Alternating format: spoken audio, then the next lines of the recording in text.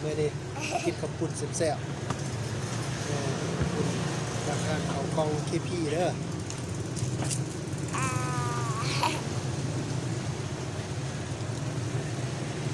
มีปีกไก่มีลูกซีนมีตอนเลือถ้วยหนึ่ง35,000 กีบเนาะสนใจสั่งเขามาได้เด้อหรือว่ากดสั่งซื้อผ่านแอปอันe-guest ได้เด้อ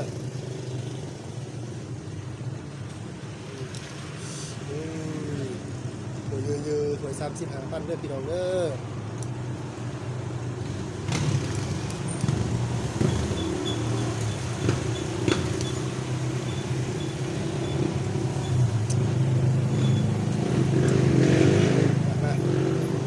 แซ่บๆกัน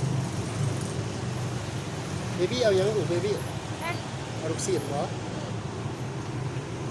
ฮะโอเค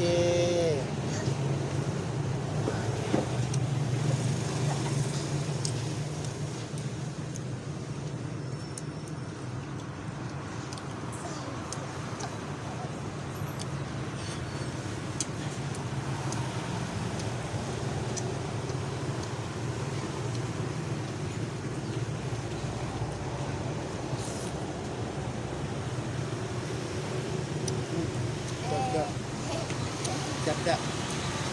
เร็วไปเร็ว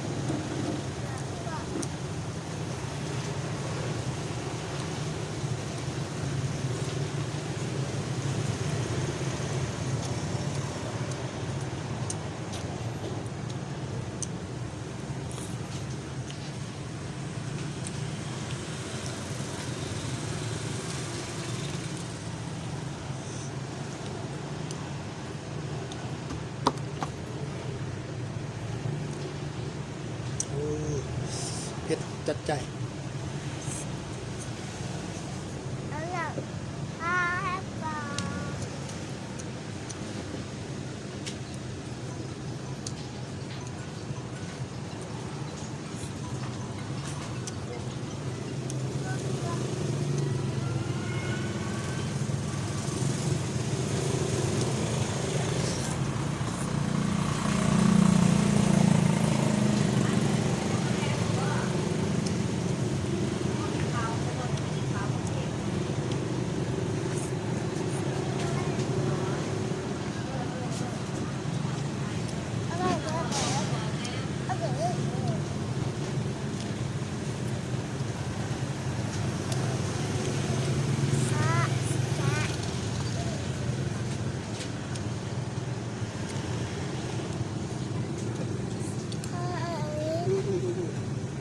เริ่มบอลลูกศิษย์ก่อนเดี๋ยวจะคอยเอาติดกันดังๆเด้อเอาดูก่อนโอเคเสร็จปะ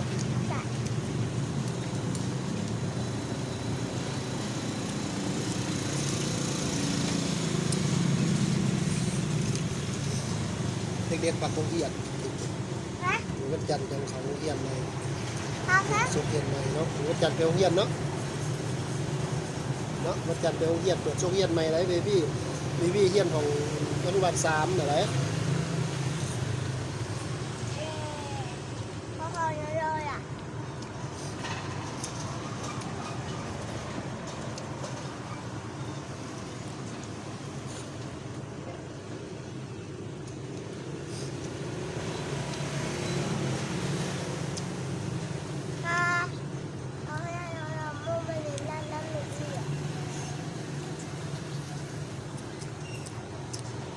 เดินตัวมาเลย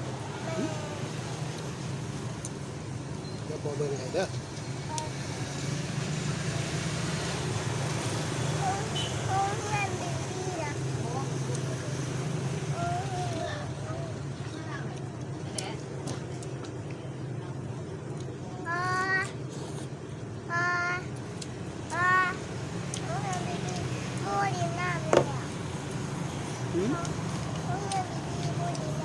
บอกแม่เด้อ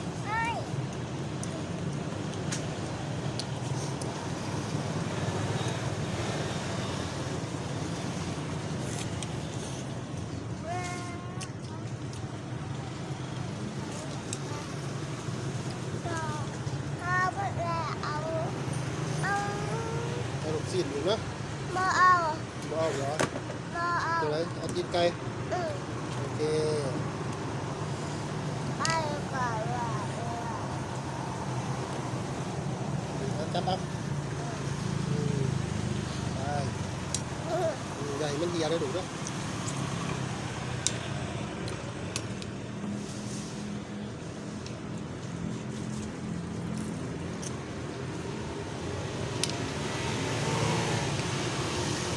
ขอบคุณเด้อพี่น้องเด้อขอบคุณแซ่บๆทานข้าวกล่องเคพีเนาะใครสนใจอยากมาซื้อมาหน่อยเด้อห้ามอยู่ห้ามนี่ตั้งอยู่4แยกตลาดเมืองน้อยเชียงดาวเนาะวงกันข้ามกับอันห้ามซีพีนี่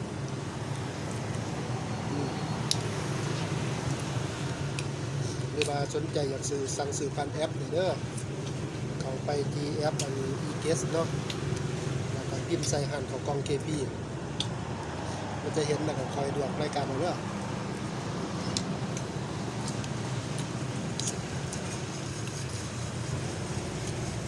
ละ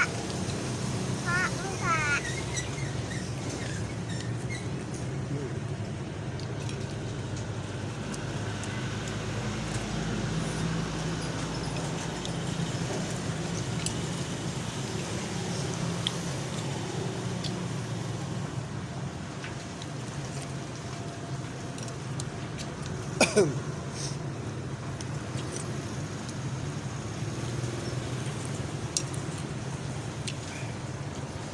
เสียบได้หัวได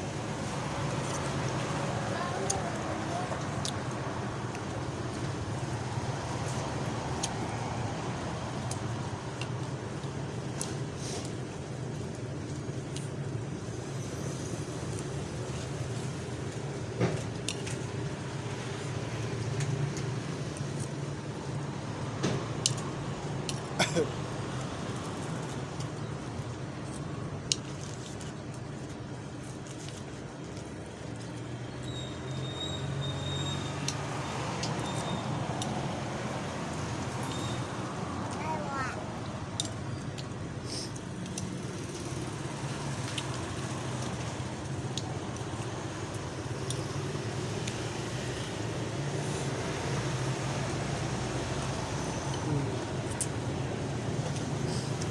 แสบยอดให้ได้กินติดใจเลย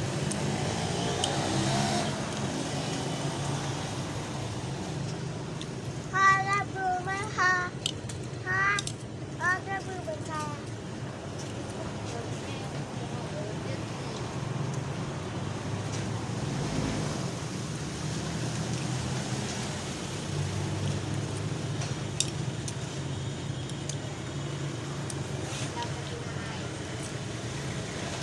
ฮะ อืม ฮะ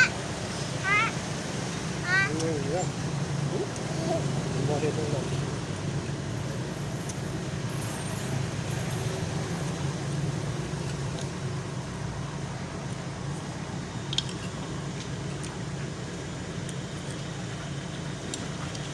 ปัดปวดเอาเลยดูว่า